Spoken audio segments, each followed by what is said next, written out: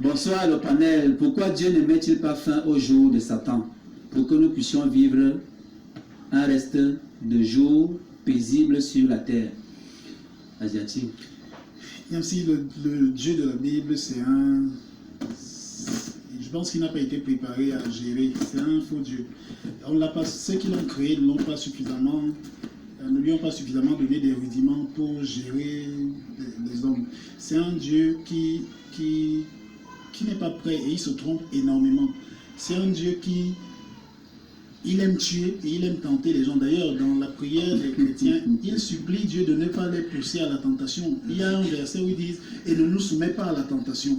Donc c'est un Dieu qui aime tenter ces créatures. Il dit à celui-ci « Zigouille ton fils ». Et quand il veut le zigouiller, il dit « Non, ça va ». Il dit à l'autre. Donc c'est un Dieu qui n'est pas sérieux. Depuis la création, il parlait du jardin d'Éden. C'est un Dieu qui a créé Adam et Ève. Et Adam et Ève sont nés grands. Donc Adam et Ève n'ont pas grandi et n'ont pas appris à se servir de leur force et de leur intelligence. Ils n'ont même pas appris à faire des erreurs. Ils n'ont pas appris à commettre des erreurs et à se relever. Et ce Dieu à qui vous avez prêté un chiffre de pardon, c'est 777 fois, peut-être plus. Oui. Pour la première erreur que ces deux gros enfants ont commise, il a frappé fort. C'est ce qu'ils appellent aujourd'hui le péché originel.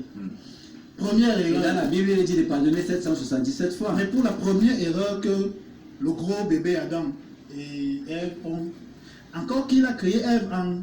Non mais c'est un Dieu qui aime tuer.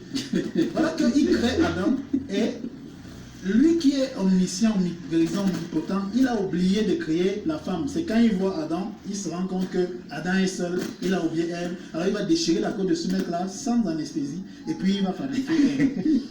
Pour la première erreur de ces enfants-là, il aura le péché originel.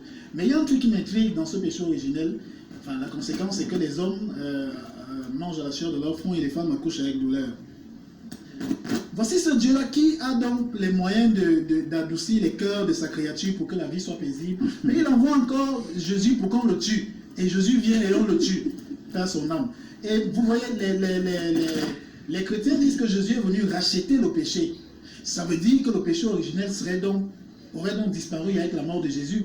Mais les femmes n'accouchent plus avec douleur. Vous ne mangez pas la sueur de votre front. Donc c'est un Dieu qui n'est pas sérieux.